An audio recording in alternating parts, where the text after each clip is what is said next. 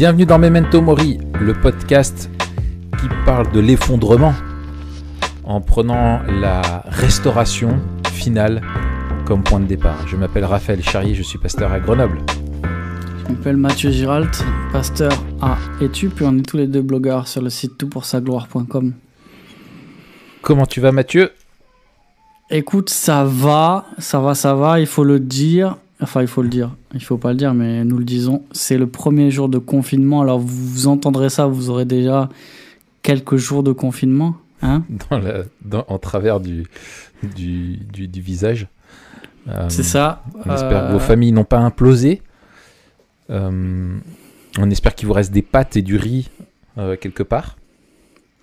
Ouais. Là, tout à l'heure, Marion me disait on a une voisine qui allait faire des courses aujourd'hui. Et il y avait l'armée devant le carrefour Saint-Égrève.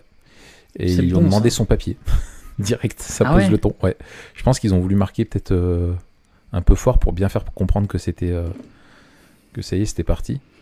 Et voilà. Enfin bref, j'ai trouvé ça. Ça doit faire bizarre de voir l'armée, c'est juste devant ton. Enfin, tu te dis, mais on pensait pas vivre des trucs comme ça, quoi.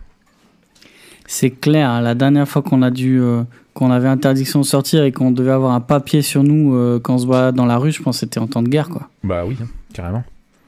Carrément, on vit quelque chose d'inédit. Et je me disais, là, quand on a enregistré le podcast sur le coronavirus, alors qu'on n'en était pas du tout là, la vitesse à laquelle c'est allé, en 2 semaines, même pas, c'est complètement fou.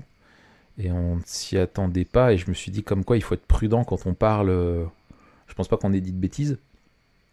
Je crois on a été assez prudent, mais je pense pas que. Enfin, est-ce que toi, tu t'attendais à ce que ça parte comme ça ?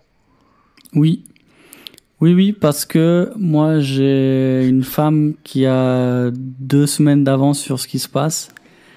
Non, mais elle s'est assez renseignée assez tôt et elle l'a vu venir super vite, en fait. Alex, elle a vu le truc en Chine, elle a dit ça va arriver. Alors que personne n'en parlait, tu vois. Ça va arriver, et c'est arrivé super vite. Et à chaque fois, elle elle avait... s'appelle Philippe, à ta femme ? Non. C'est une prophétesse ? Non, même pas. Okay. Mais c'est vrai qu'elle a vu vite. Donc, en fait, moi, ça fait longtemps qu'elle me dit ce qui va arriver. Et je me dis, ah ouais, en fait, ça arrive à chaque fois. Comme t'as un pétochard et t'écoutes ta femme, t'as dit, ok, on va creuser un peu. Ah non, moi, au début, j'étais là, vas-y, arrête. Avant, j'étais en mode français, tu vois. Ouais. Ah, c'est bon, ça va, nanana. Elle disait non, tu te rends pas compte, nanana et tout. Et puis donc c'est arrivé. Mais effectivement, je pense ça a été amplifié par l'effet médiatique, hein, l'emballement médiatique qu'il y a eu. Et un emballement médiatique qui enjolive tout. C'est-à-dire quand la parole publique, à la fois de certaines... comment on dit certaines... Purée, j'ai pas le mot. Des gens connus. Sommité ? Non. Référence ? Enfin, c'est pas grave. Influenceur ? Alors, en même temps, Instagrammeur ? Non ? Non. Bon, désolé. Personnalité, voilà. C'est ça. Personnalité. À la fois certaines personnalités politiques et certaines personnalités juste publiques, mais qu'on invite sur tous les plateaux, ils disent ouah, ça va le faire, vous inquiétez pas, il y a pas de problème. Tout ça, l'emballement médiatique fait que tous les Français se disent ouah, ça va, c'est bon. Et en fait, au bout d'un moment, les mecs, sceptique, donc voilà, un gros sceptique et surtout un grand, j'ose pas le dire, mais oui, c'est ça. c'est une réalité qu'on connaît bien. Ouais, voilà, c'est un français, quoi. Le français est très français. Voilà, c'est ça. Il a entendu ça pendant des semaines. Il se dit, oh, c'est bon. Et à un moment donné, les médecins, mais moi, je suis dans une région particulière. On a Etup, on est à 30 minutes de Mulhouse. Le Grand Est, ça fait longtemps que la région, elle est saturée. Nous, on a eu très très tôt des gens qu'on connaît qui étaient en réanimation. Nos églises ont fermé super tôt. On a eu des ordres du préfet aussi super tôt et beaucoup plus durs que ce que connaissait la France. Donc en fait, nous, on est presque dans une autre réalité entre guillemets. Là, on a appris qu'il y a le déploiement d'un hôpital de campagne là par l'armée qui est prévu en Alsace. Et en fait, la plupart des cas aussi venaient malheureusement d'un rassemblement de la porte ouverte qui a fait je sais pas combien de cas. Et donc, il y a plein de gens qu'on connaît qui étaient, etc. Ce qui fait nous, en fait, il y avait les médias, ce qu'ils disaient, et puis nous, il y avait ce qui se passait dans les hôpitaux avec les gens qu'on connaissait, des gens, tu vois, qui sont de notre âge, qui étaient en réanimation et des trucs comme ça. Donc, tu vois, on avait une autre mesure. Mais je pense que c'est le truc de tant que c'est loin, c'est pas vrai. Et quand c'est prêt, c'est trop tard. Et on a vécu ça, en fait. Et le revirement dans la parole politique et médiatique, elle a été hyper soudaine et trop tardive, tu vois. Moi, je le déplore un peu. Les mesures aussi, les mesures sont trop légèrement prises. Alors, il y a sûrement des effets rhétoriques, politiques, hein, tu vois. Donc, quand ça va sortir, ce sera loin. Mais nous, la deuxième allocution de Macron, donc c'était hier, le 16 mars. Il a jamais parlé de confinement. Alors, je pense que c'est une volonté politique. Il a laissé ça au ministre de l'Intérieur. Ouais. Mais, encore une fois, on avait une impression de... Ouais, bah, il n'y a rien qui change, frère. Tu vois, genre... Ouais. Et on l'a vu. Ce matin, t'as des vidéos. Les mecs qui sont au marché, tu sais, genre, tranquille. Et t'as les filles qui sont là. Non, mais en fait, c'est un confinement. Vous restez chez vous. Ils sont là. Ouais, c'est ça, ouais. Tranquille. C'est bon, t'inquiète. Non, mais c'est un truc de... Je sais pas... Toi, t'as vécu comment un peu l'annonce et tout ça? Alors, moi, honnêtement, quand c'était en Chine, c'était loin. Il y avait eu le SRAS, il y avait d'autres choses, et je pensais vraiment, ou comme l'Ebola en Afrique, voilà, ça viendra pas ici. Et s'il y a 1 ou 2 cas, c'est vraiment des gens qui sont liés par une contamination vraiment proche à ça, qui ont voyagé là-bas. Enfin voilà, vraiment quelque chose. Faut le chercher, enfin pas volontairement, mais faut vraiment que toutes les circonstances soient réunies pour que tu puisses l'avoir. J'ai bien compris que c'était pas juste une grippe, on en parlait la dernière fois, que c'était quand même plus sérieux et que sinon on ne se ferait pas de soucis à ce point-là et qu'il faut pas minimiser, c'était un des dangers. Mais par contre, je pensais pas que ça se propagerait comme ça. J'avais pas réalisé la volatilité du virus et son taux de contagiosité. Et en fait, quand les premiers cas, par contre, quand ça a commencé à venir là en Italie, et en fait, c'était, je crois, quand on commençait à enregistrer le podcast et que tu vois l'évolution en Italie, et puis hop, 1 ou 2 trucs en France, 1 ou 2 clusters, et là, je me suis dit, oh purée, ça sent pas bon. Et en fait, quand j'ai vu que l'Italie, ça se propageait, qu'il commençait à fermer, je me suis dit, impossible qu'on échappe. Bien sûr. C'est impossible. Maintenant, c'est arrivé là-bas et je l'ai dit à Marion. Alors moi, j'étais comme ta femme. J'ai dit à Marion, là maintenant, c'est fini. Tu vas voir, ils vont faire les annonces, c'est obligé. On va plus pouvoir faire le culte, etc. Et on a été éclairés parce que quand on faisait le culte, je pense pas. Je sais pas si les frères et sœurs, peut-être qu'il y en a qui écoutent là de l'église. Qui percuteront pas, mais on priait on a prié justement pour l'église en Italie et pour les Chinois et pour tous ceux qui étaient impactés par ça. Et en fait, c'était au même moment où on apprenait pour Mulhouse. Et en fait, on s'est dit, il faut prier pour ça même publiquement pour que les gens se disent, ouais, il y a des églises qui ferment et peut-être ça va nous arriver, quoi. Tu vois que ça tombe pas sur le... Et je t'avoue que après il y a toutes les annonces, on a tout mis en place et tout, enfin voilà, on a anticipé tout de suite, on le voyait. Et moi, quand ils ont annoncé les fermetures des écoles, je dis ça y est, c'est que la première étape et je sais que la suite va venir. Et je pense que eux-mêmes le savaient, mais ils échelonnent un peu les annonces. Mais la stratégie était déjà là, hein. Ils prennent pas les décisions, enfin en tout cas je l'espère, hein, d'un jour à l'autre en voyant comment ça évolue, parce que la trajectoire elle est dessinée d'avance. Et du coup, on a tout mis en place. Et là, quand j'ai été à l'église et que j'ai mis sur la vitrine là, qui donne sur la rue l'affiche avec plus de culte ici jusqu'à nouvel ordre et aucune activité, franchement, j'en avais les larmes aux yeux. Tu vois, je me suis dit, waouh, c'est quand même violent. Voilà. Et puis les cas. Et puis là, on commence à voir dans notre entourage autour. Nous, l'Isère a été. Alors qu'on a Saint-Étienne, il y avait un foyer. Il y avait aussi la Haute-Savoie. Tu vois, on est entre les deux. Il y a au-dessus vers chez toi. On était à peu près épargnés jusqu'à présent, mais là, au jour où je parle, les cas maintenant galopent de plus en plus chez nous et on ne sait pas, aucune idée là quand ça va, aucune idée. Donc soyez bien sages, respectez bien les consignes. Et c'est vrai que pareil, les consignes, nous en plus on a été affichés parce que Olivier Véran, il est du coin. Il est allé voter à Coran, là, une commune de l'Agglo. Et en fait, derrière, le soir, il disait, mais voilà, on a annoncé que les écoles étaient finies, on a donné des recommandations, et puis j'étais à Grenoble, et je voyais les gens qui étaient dans les parcs, en famille, qui étaient encore dans les restaurants, les trucs et tout. Ils nous prenaient en exemple en France pour dire qu'on était que des pécores, quoi. Enfin bref.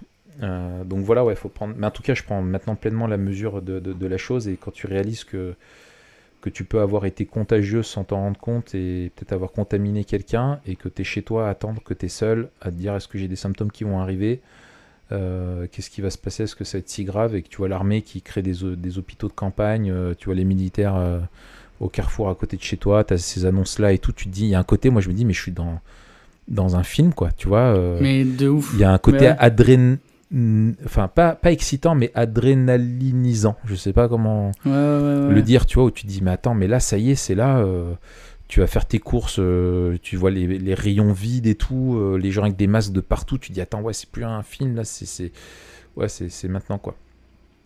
Du coup j'ai regardé World War Z. normal tu vois. Enfin bon, voilà, mais du coup aujourd'hui on va aborder le sujet de l'effondrement. Ouais. Alors pareil, moi j'ai vécu quelque chose d'assez fou. C'était la semaine dernière où j'étais à la fac là pour les cours. Et donc je devais lire en préparatoire un livre. Et en fait c'est ça qui m'a...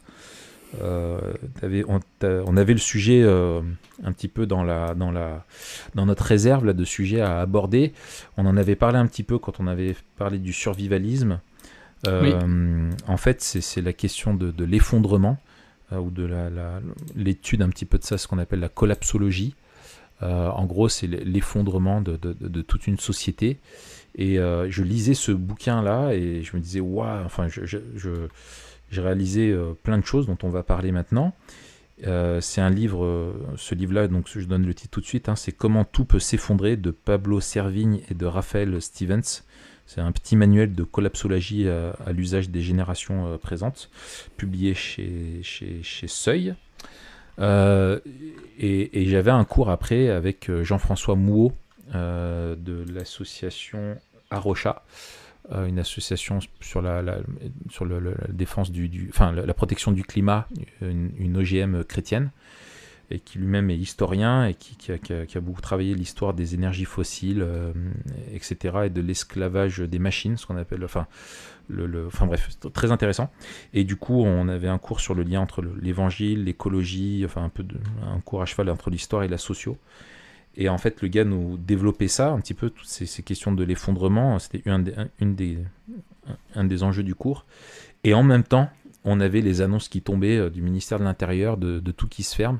Et en fait, du coup, je me disais, ouais, purée, disons que l'effondrement, tu as l'impression qu'il se rapproche d'un coup, tu vois. Tu dis, ça peut être une horizon hypothétique lointaine. Et puis là, tu es là, tu te dis, attends, mais waouh, qu'est-ce qui se passe, quoi? C'est pas censé être là maintenant. Donc du coup, je te propose qu'on parle de ça. Ouais, c'est une super idée. C'est aussi un sujet que je voulais aborder. Dès qu'on s'intéresse un peu au survivalisme, on parle d'effondrement. On peut dire que c'est un peu aussi une alternative au récit apocalyptique. Et d'ailleurs, c'est souvent présenté comme ça. Hein. C'est que... à côté des récits apocalyptiques qui nous parlent de la fin du monde sous un angle religieux, il y a les théories de l'effondrement et la collapsologie qui prennent le relais avec un angle un peu plus soit écologique, soit scientifique. Et d'ailleurs, hein, on va le souligner. Peut-être qu'on va parler un peu des thèses de Pablo Servigne et d'autres. Mais souvent, c'est lié à la question écologique, hein, puisque la question économique et écologique est hyper alliée, hein, notamment avec les énergies fossiles, le pétrole. Ouais, on va en parler. Mais les famines, enfin bref, on va parler de tout ça.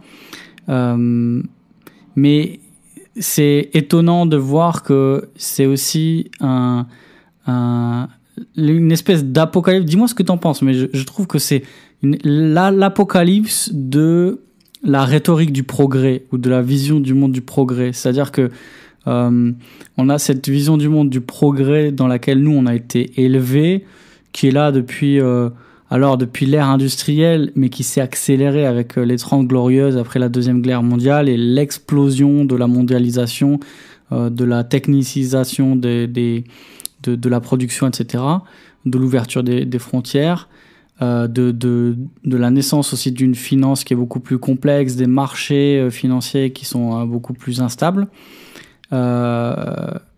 Et dans ce récit-là du progrès, on a cette espèce de théorie de l'effondrement qui est un peu le pendant progressiste de l'apocalypse. Est-ce que toi, tu vois un peu ça comme ça aussi ?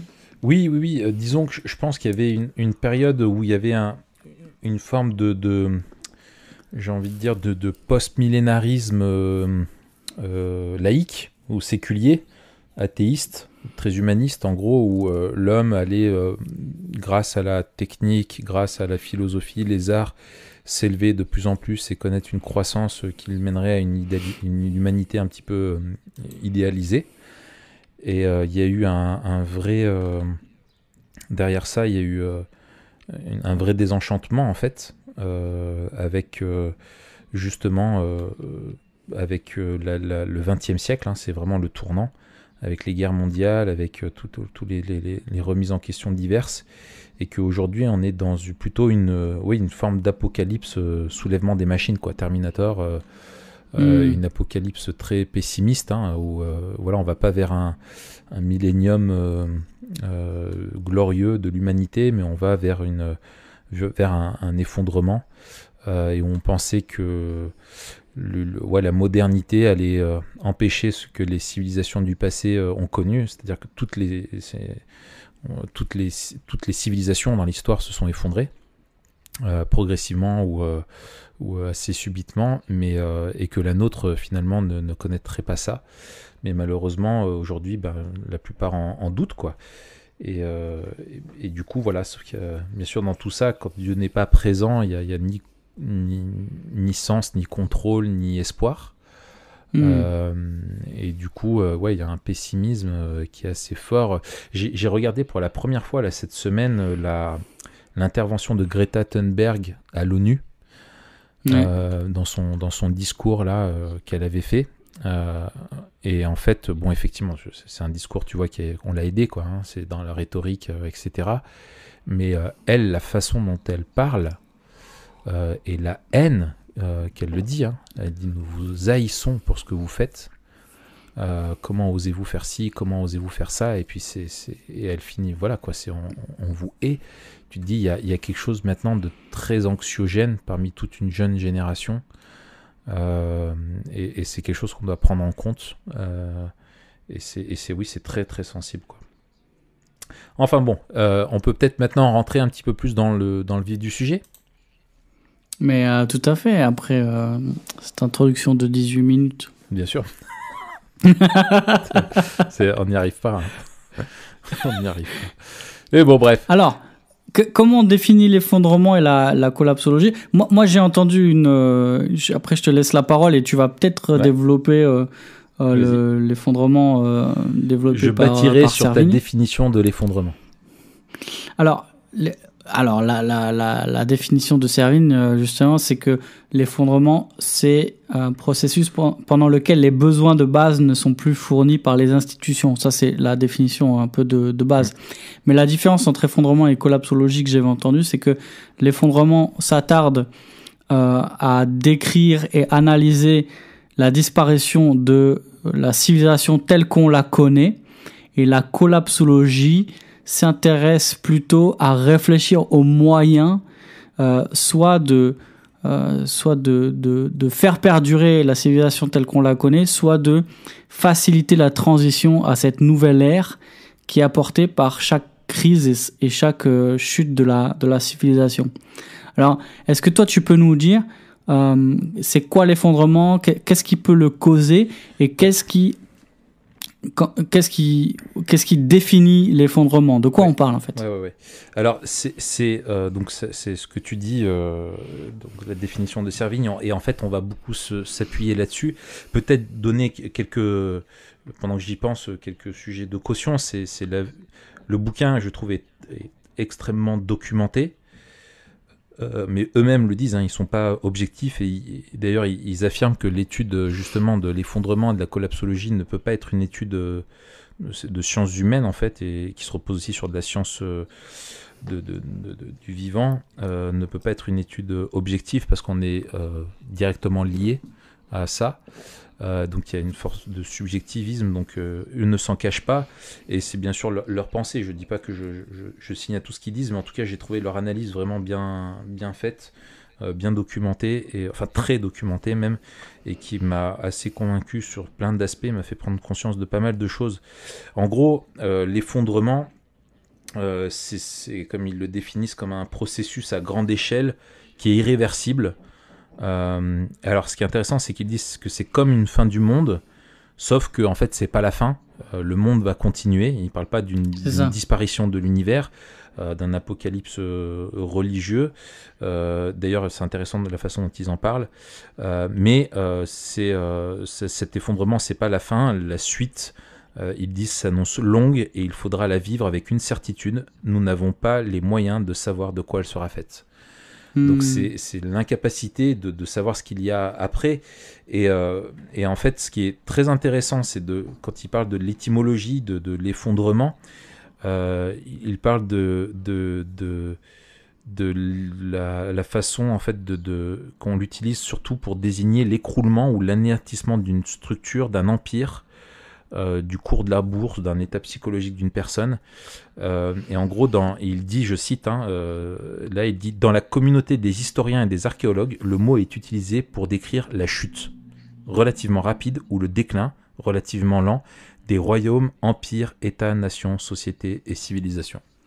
Je trouve ça très intéressant. Quand il parlait de chute, moi, forcément ça a fait écho, ou en fait à la chute bien sûr biblique, qui est le premier effondrement, on va dire, de l'histoire, et peut-être le pire, et l'effondrement qui rend tous les autres inévitables, comme le caillou qui est tombé dans la mare. Et finalement tous les effondrements qu'a pu connaître l'histoire du monde ne sont que des ondes de cet effondrement là qui se propage jusqu'au retour de Christ. Donc ça c'est vraiment intéressant. Et donc derrière ils vont donc la collapsologie, donc c'est cette étude alors vraiment si j'ai bien compris, qui est vraiment transdisciplinaire, où ils croisent en gros dans ce champ d'études là les sciences de la vie et de la terre avec les sciences économiques et sociales, de la philosophie aussi bien sûr, de la politique, pour essayer de comprendre en gros ce qui peut causer cet effondrement,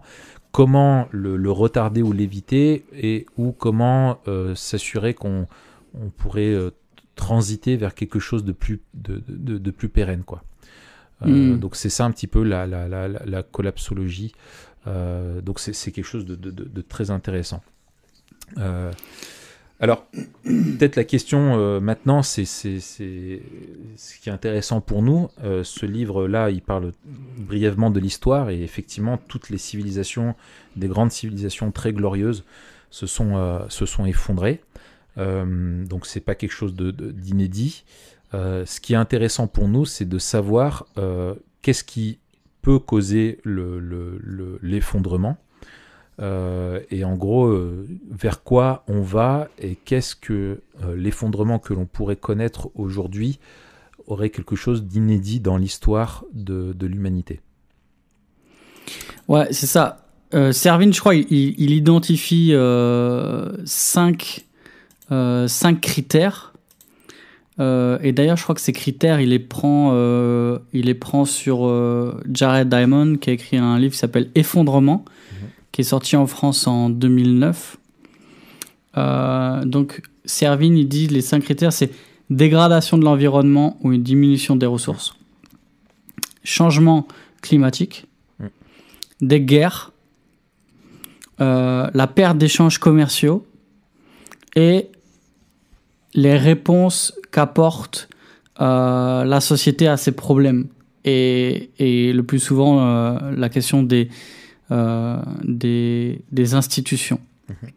Et à partir de ces 5 critères-là, il estime que l'effondrement... En fait, ces 5 critères, c'est pas théorique, c'est en observant les effondrements des sociétés par le passé, ces critères-là, ces facteurs-là ont été établis. Et ce qu'il explique, il me semble, c'est que c'est jamais un critère seul, quoi qu'il y a certains critères qui peuvent être déterminants, mais souvent c'est plusieurs critères ou un critère qui en entraîne d'autres. C'est ça. Et ça, je pense, c'est la chose qui est à retenir. Moi, j'ai cette image-là qui m'est venue, c'est que en gros, imagine tu fais un rond avec des dominos. Tu sais pas lequel va tomber, mais peu importe celui qui tombe, il entraînera tous les autres avec lui. Ouais. Et c'est un petit peu ça. Mais ce qui est vraiment fort de nos jours, c'est que, en fait, qu'est-ce qui peut causer l'effondrement ? La première chose qui peut causer l'effondrement, c'est l'homme.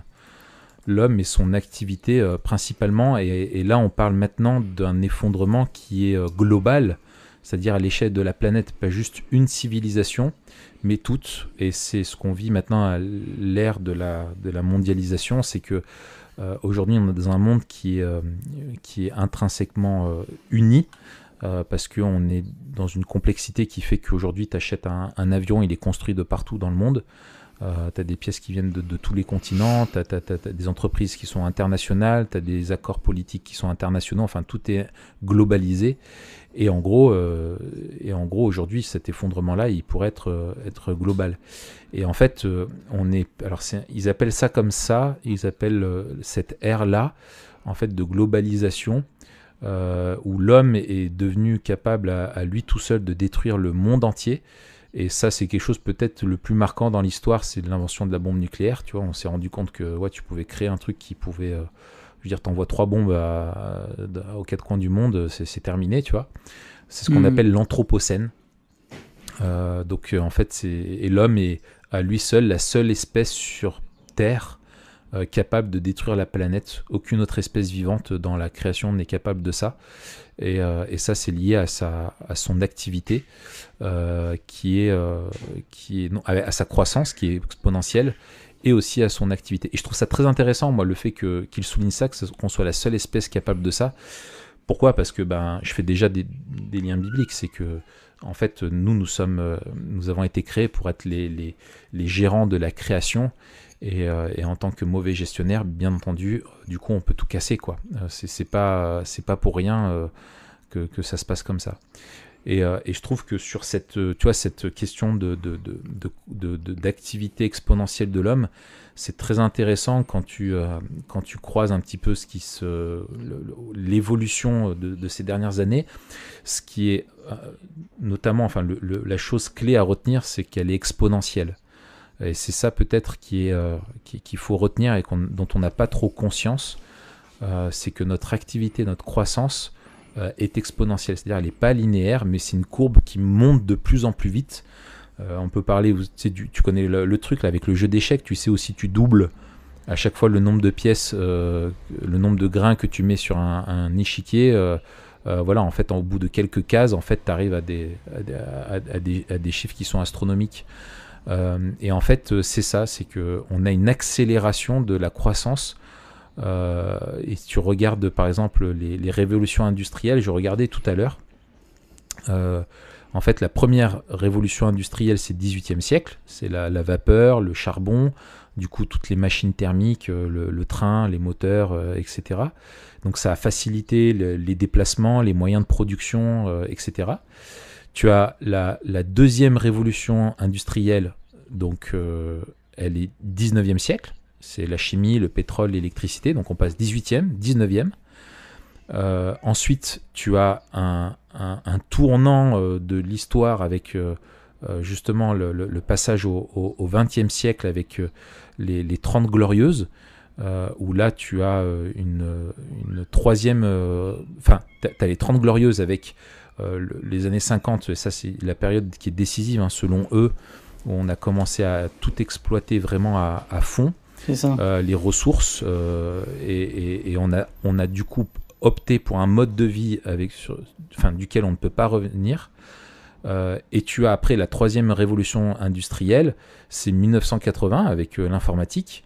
Et puis ils appellent maintenant la quatrième révolution industrielle, 1990, avec Internet. Et en 2007, tu as déjà le premier Apple smartphone, tu vois, qui sort, etc. Et en gros, tu as cette accélération où il faut, au début, il fallait des millénaires, et puis après des siècles. Et c'est pareil avec la population mondiale. Apparemment, on doublait tous les 1000 ans. Et puis, on a doublé la population mondiale du 18e au 19e. On est passé de 1 à 2 milliards. Et on est à 7,5 milliards maintenant.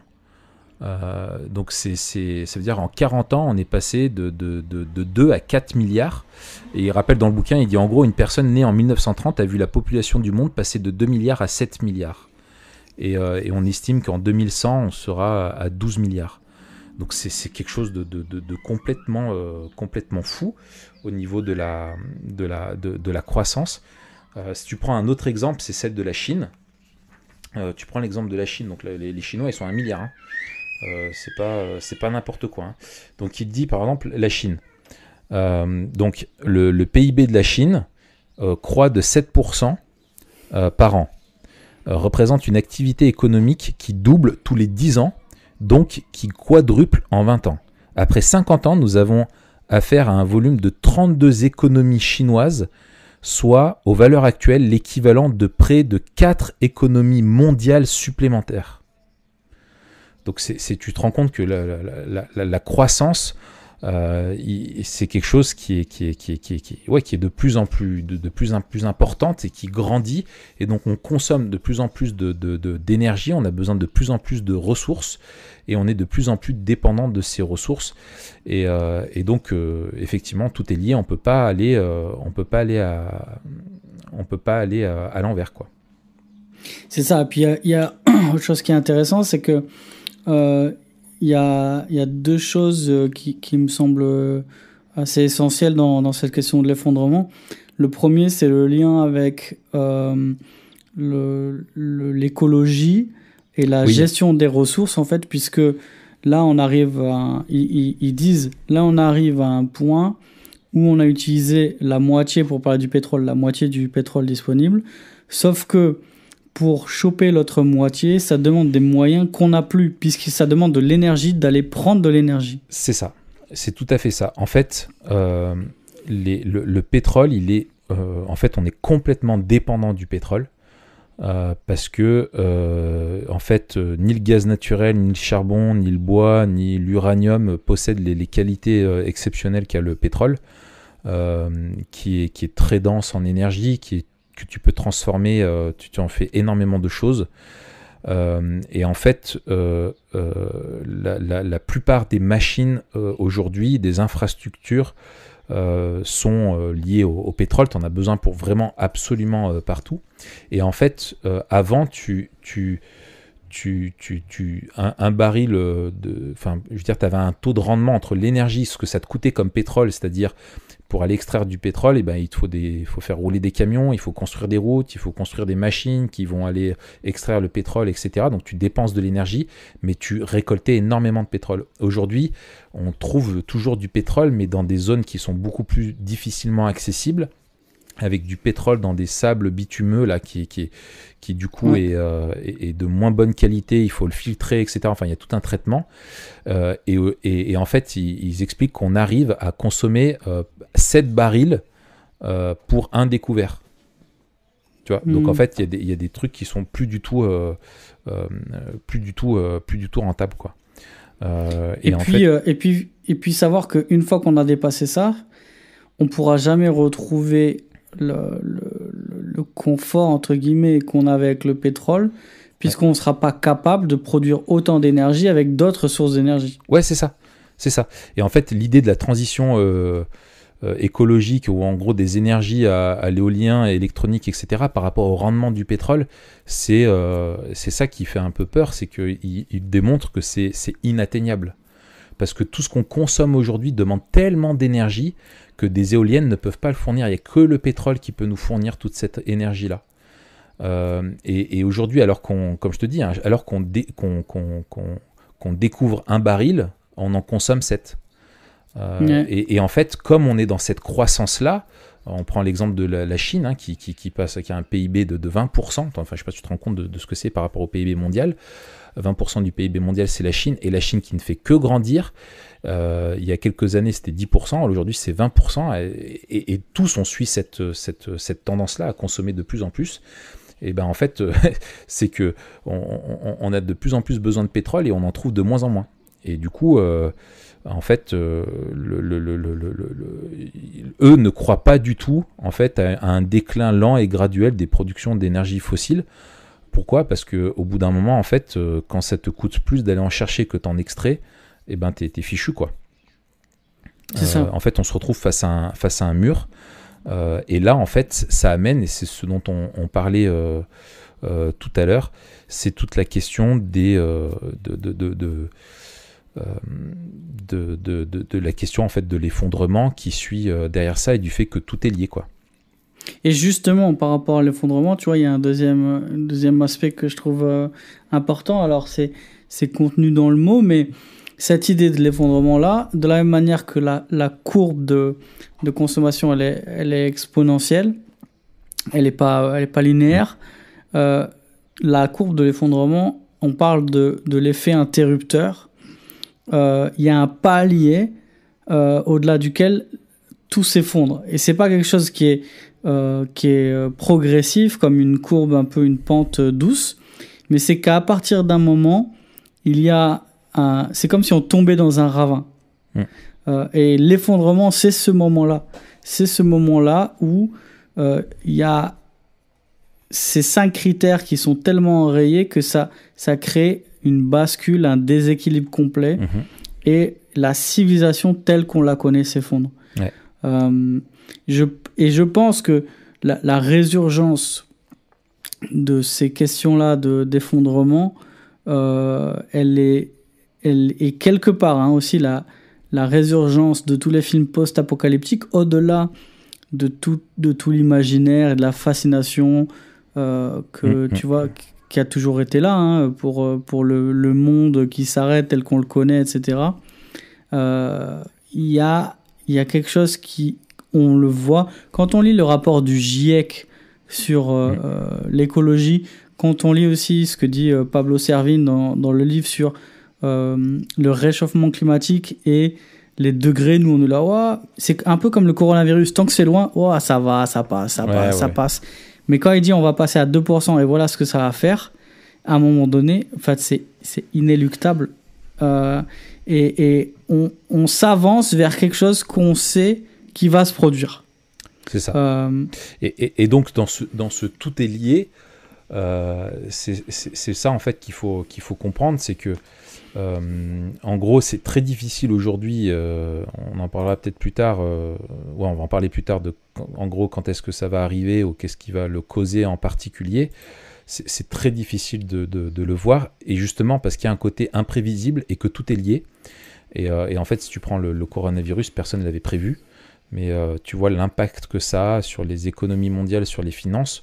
On est en train de connaître une crise, et je pense que le problème n'est pas simplement le coronavirus. L'après risque d'être extrêmement compliqué pour les États derrière à suivre, pour les entreprises, etc. Aujourd'hui, tu vois, typiquement, il prend cet exemple-là sur la construction d'un avion. En fait, un avion est construit... Attends, le temps que je te retrouve ça. Hop. Voilà. Non, c'est pas là. Je trouve pas. Mais... ouais, c'est pas là, je me suis planté. Mais en gros, un avion aujourd'hui, comme je disais tout à l'heure, il est construit à travers le monde, quoi. Et les entreprises fonctionnent à l'international, et pour maximiser les profits, elles délocalisent, elles sous-traitent. Il y a des pratiques de management qui sont vraiment à l'international et qui où on cherche des approvisionnements en flux tendu pour avoir moins de coûts, etc. Et en fait, si tu as une partie du monde qui s'arrête de produire ou qui connaît une crise, eh bien, ça a inexorablement une crise sur l'ensemble parce que tout est globalisé.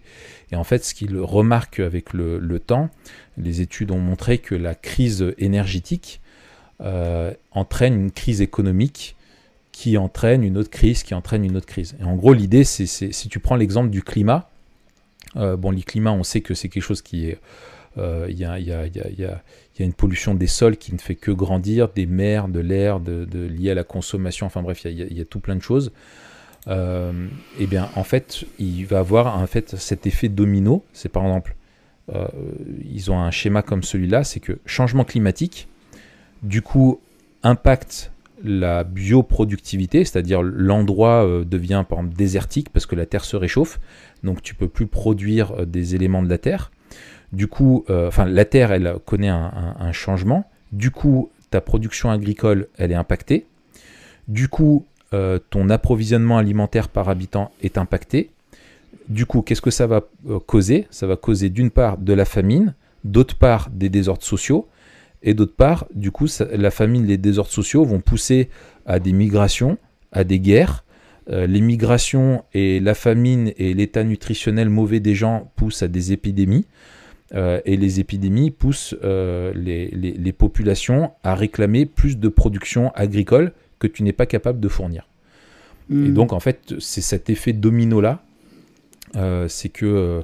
un changement climatique ou une crise financière, et tu peux prendre un petit peu n'importe où, peuvent créer cet effet domino de partout. Et il y a des effets qui sont... il y a des limites qui sont infranchissables. Et par exemple, le pétrole est infranchissable. Il disait, t'as plus de pétrole, t'as plus de pétrole. Mais tu as des limites qui sont franchissables parce que tu ne te rends pas compte que tu es en train de les franchir, tu es en train de sortir de la route, mais tu t'en rends pas compte. Et ça, typiquement, c'est le climat. Le climat, tu peux légèrement abuser, sauf qu'à un moment donné, la biodiversité, quand tu as une eau d'un lac qui est trop polluée, eh ben, c'est l'extinction des espèces du lac d'un coup qui vont s'éteindre, quoi. C'est ça. Mais alors, on dit, et d'ailleurs, c'est marrant parce que il y a vraiment ce paradoxe-là. On en parlera quand on parlera des données publiques, mais ils disent voilà ce qui va arriver si on continue comme ça, mais on peut quand même pas prédire l'avenir. Il y a ce paradoxe-là où c'est un peu une espèce de voix prophétique, mais ils savent pas vraiment en fait ce qui va arriver. Mais ils disent si on continue comme ça va arriver. Ouais. Mais il y a quand même des indices qui sont assez forts, me semble-t-il, sur si on continue comme ça, on peut pas s'attendre à ce que nos actions provoquent des résultats différents. Oui, tout à fait. Et tu as des tendances au niveau du système Terre où en fait tu vois justement, c'est ce qu'ils expliquent au niveau de la consommation des énergies primaires, l'utilisation de l'eau, la production de papier, le tourisme, la population urbaine, le PIB mondial, enfin bref, c'est très technique et il donne un paquet de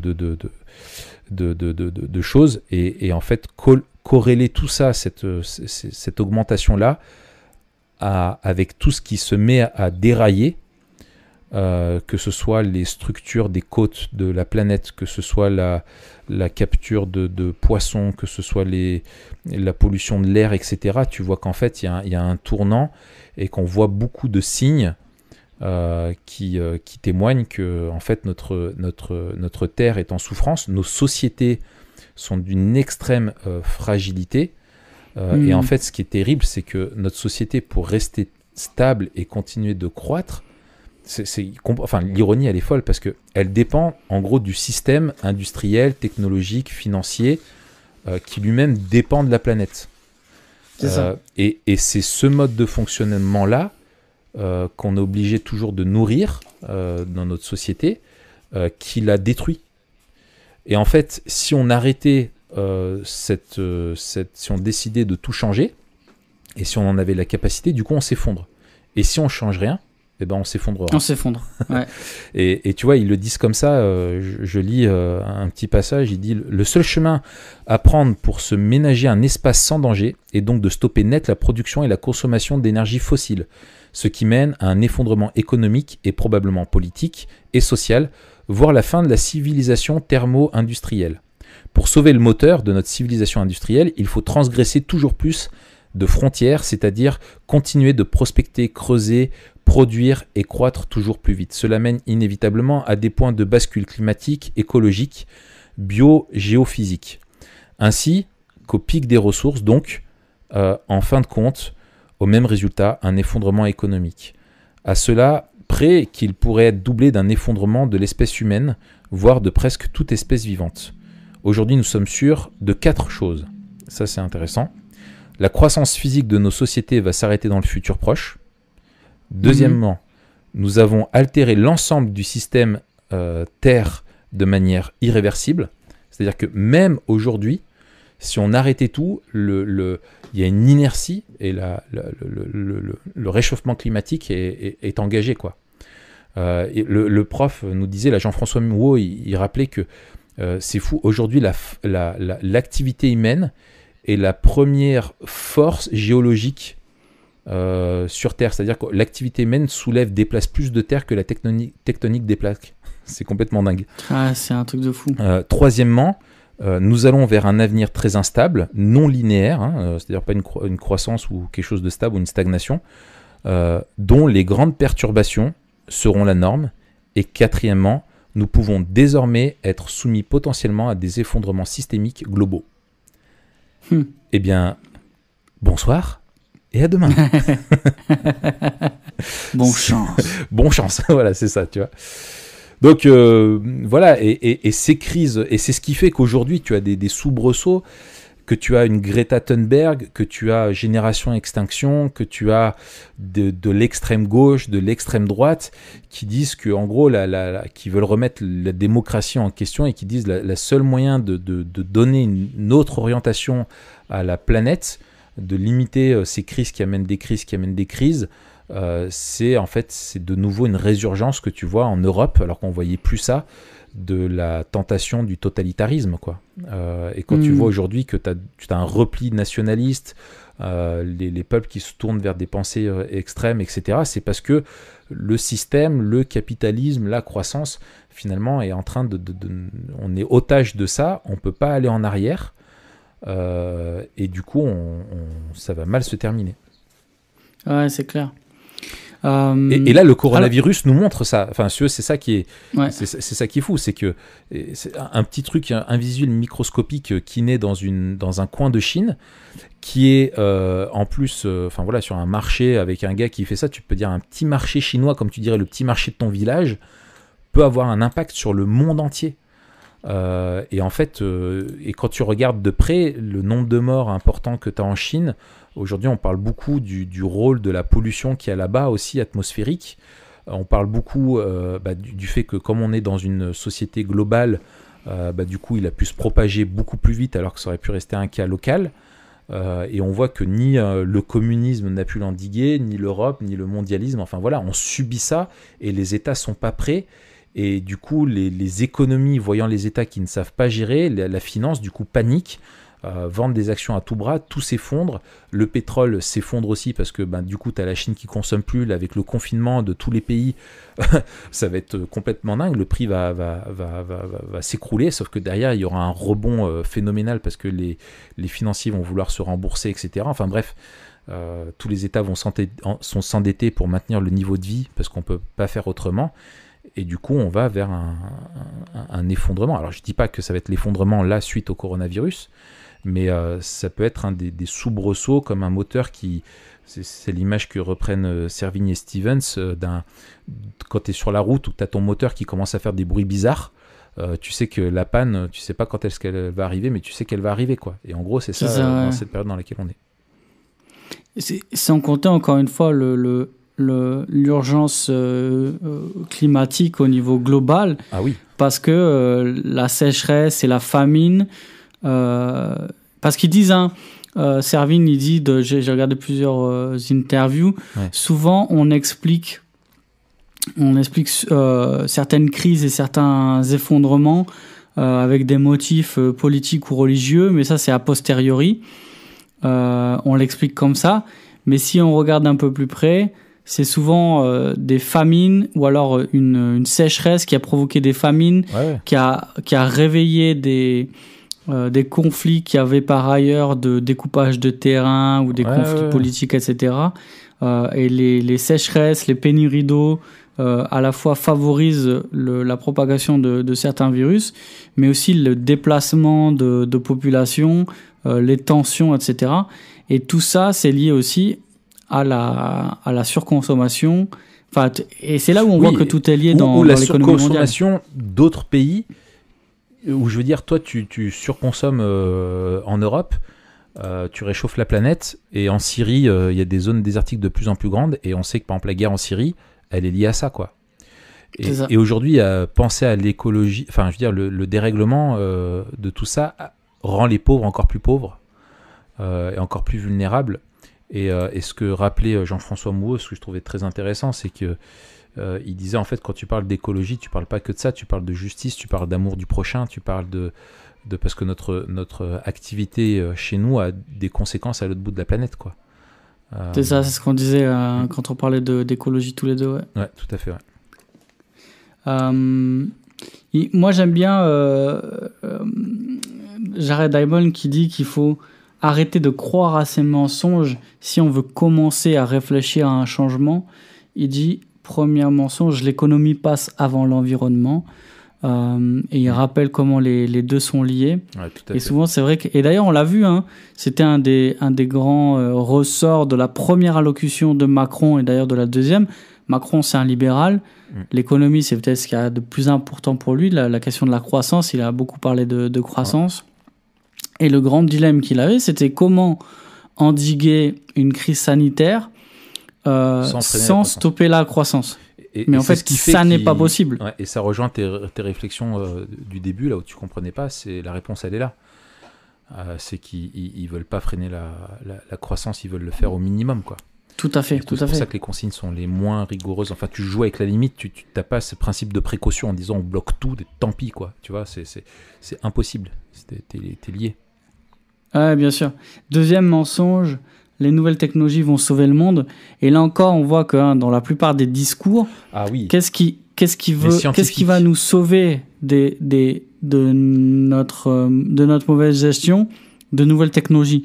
Mais en fait, ce qu'il dit dans son livre, c'est à chaque fois, depuis 50 ans, les nouvelles technologies ne nous aident pas à passer à quelque chose de mieux. Elles nous aident toujours à pallier et à endiguer des problèmes créés par des technologies antérieures. En gros, on crée un truc qui fait le bazar, on va gérer le bazar en créant un nouveau truc, mais qui fait un nouveau bazar. Et en fait, on est dans cette utopie du progrès, en fait, technologique. C'est ce qu'on appelle l'hypermodernité, qui est en fait simplement un ersatz de la modernité qui est juste une fuite en avant, et qui est une fuite en avant, quoi, tout simplement. C'est ça. Troisième mensonge, de nouvelles ressources remplaceront celles qui disparaissent. Ça, c'est aussi le mythe de tant qu'il y en a, en fait, il y en a toujours eu. Depuis qu'on creuse, on va toujours en avoir. Et dernier mensonge, tu le disais, le poids des soucis environnementaux devrait incomber aux pays développés. Oui, mais en fait, non. Puisque c'est les pays développés qui, justement, au détriment des autres, on le voit quand il y a eu c'était pas une crise d'ailleurs, ni un scandale, mais parce que c'est passé un peu comme ça, on l'a oublié. C'était qui ? C'était Nestlé qui allait puiser de l'eau ou qui faisait des usines pour purifier de l'eau en Afrique, alors qu'il y a les populations qui en manquaient. Et toi, t'es là, mais c'est un truc de ouf quand même. On va chercher de l'eau chez eux. C'est des rivières de chocolat qui sortent d'un volcan, non ? Ah non, c'est dans la pub, ça.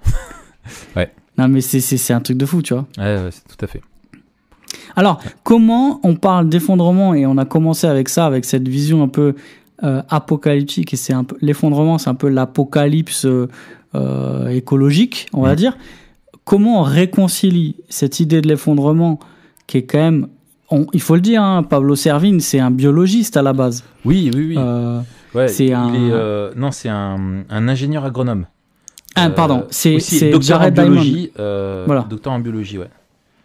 Et c'est Jared Diamond... Raphaël Stevens qui est lui agroécologique, système éco-conseiller, expert en résilience des systèmes socio-écologiques.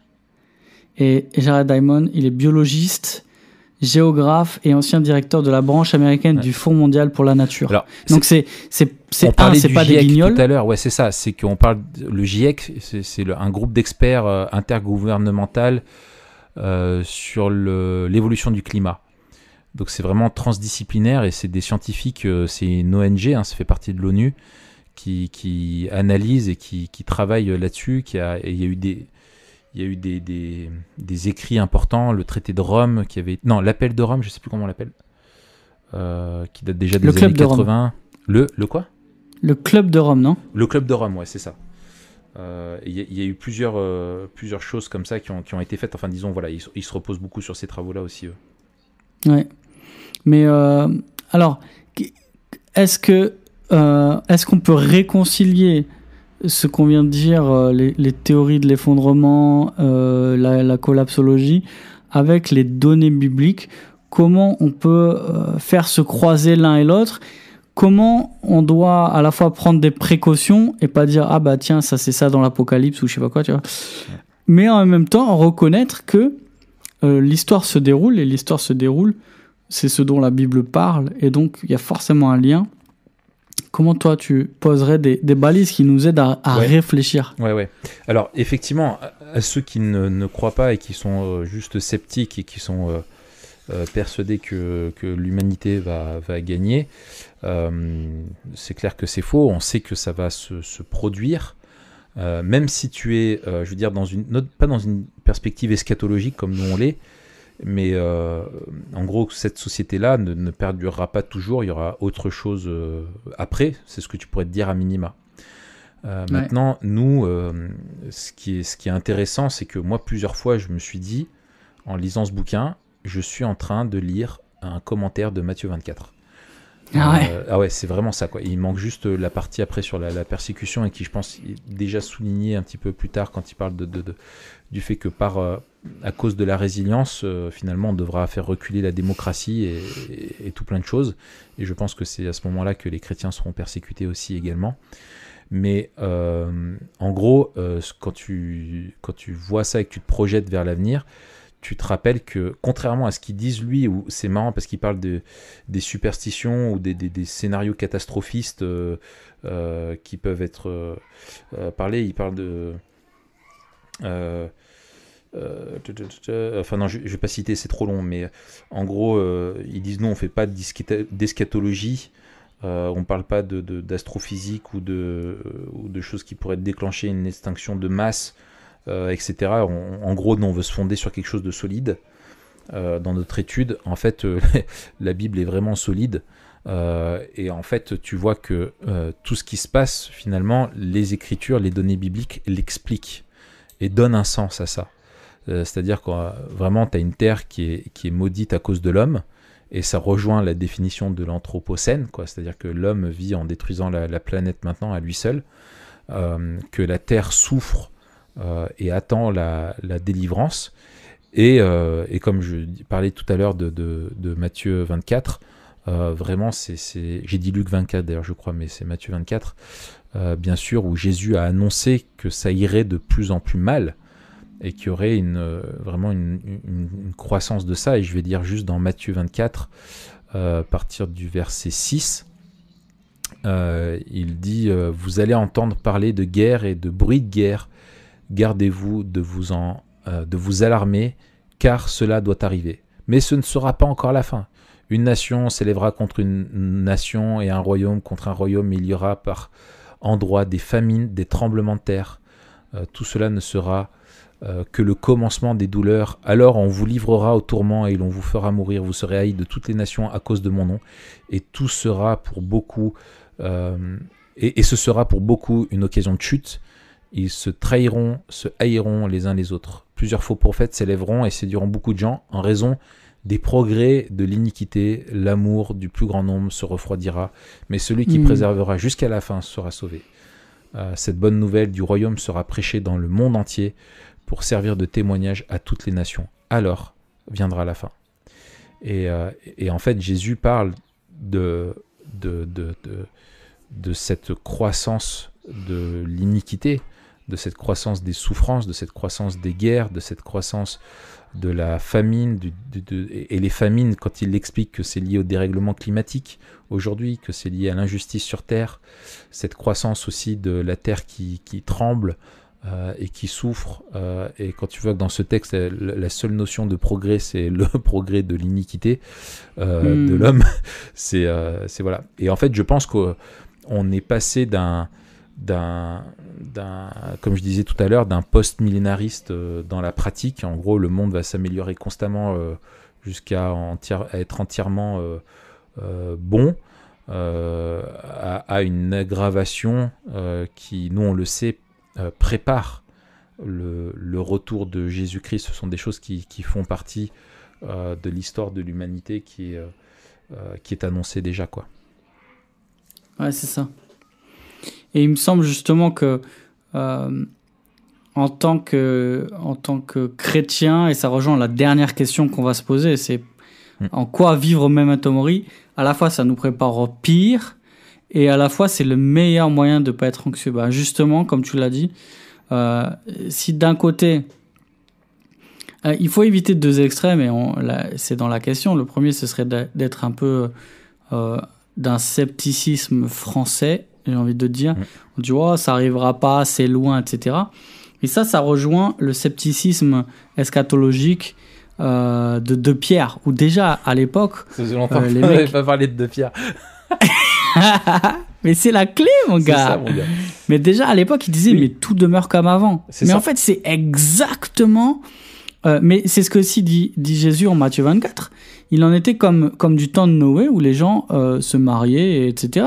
Ils vivaient comme si demain allait être comme aujourd'hui, et que ça, c'était juste parce que le monde a toujours été comme ça. Ils veulent oublier, dit Pierre, que, etc. Il parle du déluge, et il dit, le déluge, c'était un moment donné où le monde, c'est l'effondrement, c'est le premier effondrement. C'est l'effondrement initial, typique. Quoi. Ouais. Et donc, nous, on sait que cet effondrement-là, il peut arriver, et que c'est un décret de Dieu, et que Dieu est au contrôle, et que Dieu a promis un dernier effondrement avant une nouvelle création. Et donc, vivre Memento Mori, c'est savoir qu'un effondrement va arriver, et qu'il ne s'agira pas de l'effondrement de la civilisation, mais de l'effondrement du monde. Et c'est peut-être ce qui change dans une civilisation mondialisée, c'est que on parlait d'effondrement avec un petit S parce que c'était des sociétés qui s'effondraient, c'était des cultures. On parle de la chute de Rome et de l'Empire romain, c'était des empires ou des pays. Là, on parle d'un effondrement mondial. Ouais. Et c'est là où on rejoint les récits apocalyptiques. Et nous, on dit, cet effondrement va arriver. Et du coup, ça nous empêche d'être sceptiques. Mais ça nous empêche aussi d'être anxieux parce que nous, on a une espérance. Et en fait, la question de l'effondrement, c'est une question ultra Memento Mori. Mais carrément. Et tu vois, on ne sait pas... Tu vois, il se pourrait bien... alors que je lisais ce bouquin et qui se passe là, et c'est quand tu es dans le feu de l'action, enfin, dans en fait, le futur hypothétique ou supposé vient envahir ton présent, tu vois, et le bousculer. Je veux dire, début janvier, on souhaitait bonne année, et on n'imaginait même pas ce qui allait se passer. Et ça, il faut s'en rappeler. Et du coup, je me disais, mais ça se trouve, le monde de 2019, on le retrouvera jamais. Parce qu'à la suite de cette crise sanitaire, va enchaîner une crise peut-être financière et écologique qui entraînera une crise politique et du coup une guerre. Et du coup, enfin voilà, on est peut-être au début d'un domino qui vont tomber. Peut-être pas.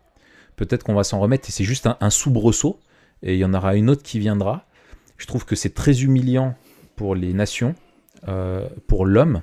Et je pense que Dieu nous rappelle ça en disant, mais rappelez-vous comme vous êtes fragile avec vos puissances mondiales, etc. Moi, avec un tout petit truc microscopique, je vous fais vaciller.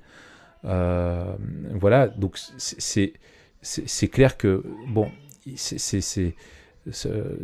y a une incertitude qui est là, mais je pense que, moi, là, en relisant Matthieu 24, je me dis, Jésus dit, cela doit arriver. Voilà, et il dit gardez-vous de vous alarmer car cela doit arriver. Et en fait, ça va arriver, c'est dans le script. Faut se rappeler, justement, tu parlais du déluge, c'est le psaume 29, verset 10, qui dit que l'Éternel siégeait lors du déluge. L'Éternel siège en roi pour toujours, Dieu est le maître de l'histoire, et au pire moment de l'histoire de l'humanité, Dieu régnait, il était sur son trône, et voilà, c'est lui qui était là, quoi. Et à cette époque-là, où en plus maintenant on est une époque aussi de fake news, de scepticisme et de soi-disant prophètes du monde qui veulent nous dire ce qui va se passer ou vers quoi on va, etc. On se pose la question de qui croire. Est-ce qu'on doit croire Pablo Servigne? Est-ce qu'on doit croire Emmanuel Macron? Quelle voix écouter? On a des spécialistes qui passent les uns à la suite des autres pour nous expliquer ce qui est prétendument possible par l'avenir. Mais nous, en fait, c'est la voix qu'on doit écouter au milieu de tout ce tumulte, c'est celle de Christ, qui nous dit cela doit arriver, écoutez ma voix, quoi. Et je prends le texte parallèle, c'est dans Luc 21, Jésus dit quand cela commencera d'arriver, redressez-vous et levez la tête, parce que votre délivrance approche. Et je pense que oui, c'est ça notre espérance, c'est que savoir que Dieu est au contrôle, qu'on va vers une fin qui est bonne, qui sera précédée, c'est un enfantement, hein, il sera précédé de contractions très douloureuses. On va y laisser des plumes. On se rend compte là que n'importe qui, là à l'heure où on parle, il y a des députés qui sont touchés, même le haut de l'État, tu vois, peut être touché, et ça se trouve il y en a qui vont mourir malheureusement pour eux. On peut tous y laisser des plumes, nos églises peuvent y laisser des plumes, mais on a cette certitude-là que la délivrance approchera, quoi. Amen. Je pense encore à deux choses, moi. Je voudrais citer Jean-François Mouot qui disait ça dans son cours. Il disait « Alors que le monde comprend de moins en moins la notion de péché en matière de sexualité, par exemple, l'écologie rappelle de manière lancinante aux hommes ce que le mot signifie. Par ailleurs, la foi chrétienne offre une véritable espérance face au désespoir du monde, qui peut être une vraie opportunité pour annoncer la bonne nouvelle du royaume. » Et c'est ça. Alors, dans notre époque de relativisme moral, hein, on n'est plus d'accord sur le mal. Là, maintenant, il y a un consensus qu'en fait, on est en train de tout casser. Et cette conscience du péché, je la vois de plus en plus quand tu vois un petit peu cette dimension de péché collectif, tu vois. Et je me dis, on a peut-être, tu vois, on est peut-être un peu des Jonas, tu vois, qui vont parler à une ville entière. Et on a une voix à faire entendre encore plus pressante dans ce monde qui va mal. Et souvent, on se plaint, on dit... On est dans une société où ça va tellement bien, les gens ressentent pas le besoin de Dieu. Je me dis, Dieu secoue là, fait vaciller les choses, et c'est pour nous une opportunité de faire entendre vraiment ce qui est sûr. Et la dernière chose, c'est que on pense l'Église, on pense nos vies chrétiennes dans une société qui est en croissance. Et quand on pense à l'Église, on pense au développement de l'Église, on pense à la croissance, on pense nous-mêmes au développement de notre vie, notre croissance. Et en fait, je me rends compte combien le filtre culturel, on sait qu'il existe, mais est-ce qu'on est vraiment conscient de son épaisseur quand on lit les Écritures? Et je pense qu'il faut que les églises, là tu vois, le fait de ne plus pouvoir se réunir publiquement, etc., on goûte à ce que certains connaissent depuis toujours et dans des conditions bien pires, l'église persécutée, etc. Et en gros, est-ce que l'église, ça repose ces questions-là? Est-ce que c'est le bâtiment? Est-ce que c'est les réunions juste la technique qu'on a, etc. Alors, on trouve des solutions pour s'adapter dans notre contexte, mais il faut vraiment qu'on ait au cœur de notre vie communautaire d'église la formation de disciples pour les préparer à vivre avec persévérance dans un monde qui peut être troublé, à faire face avec foi, à avoir une vraie bonne théologie de la souffrance, une intégrité, une fidélité, parce qu'on va peut-être vers des temps beaucoup plus difficiles, et nos enfants, on ne sait pas ce qu'ils connaîtront derrière, quoi.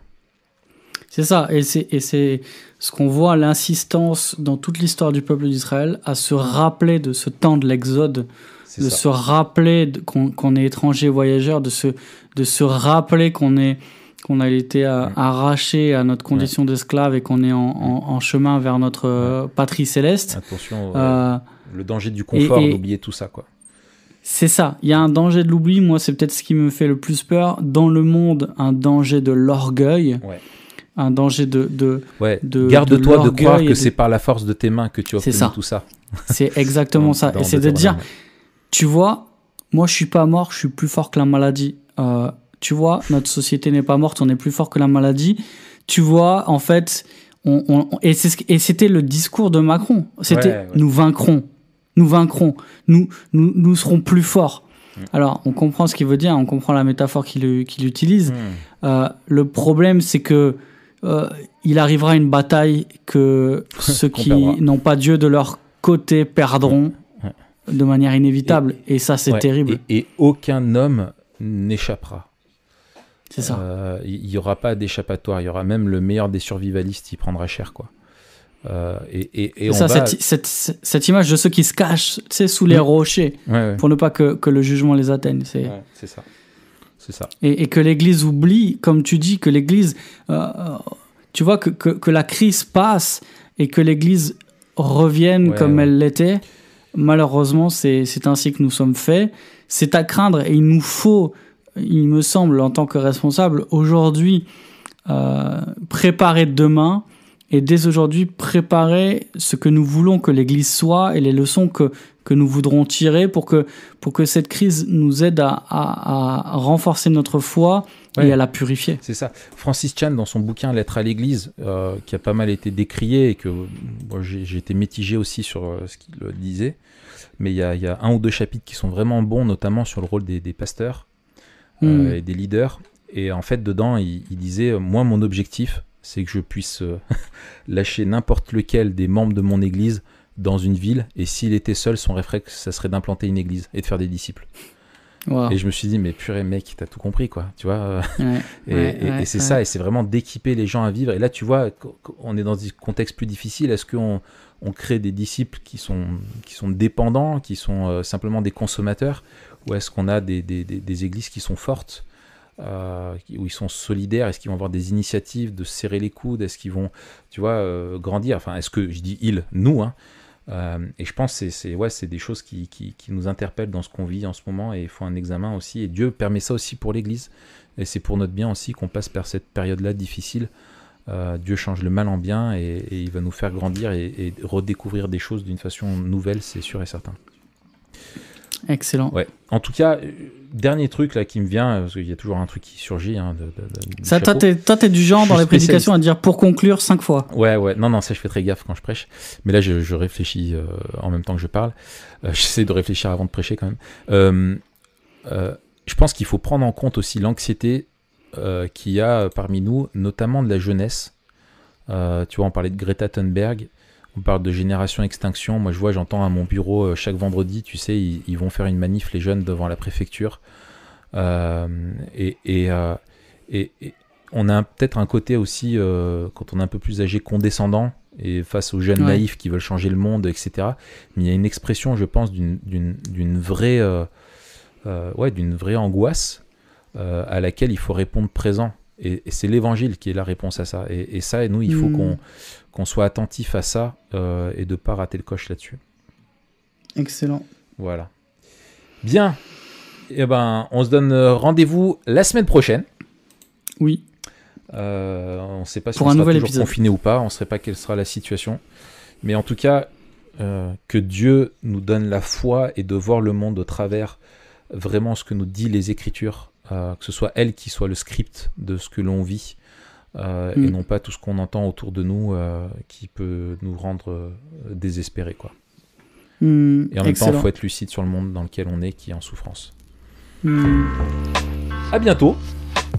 Salut Raph, à bientôt. Et à bientôt, et à la semaine prochaine. Ciao. Ciao.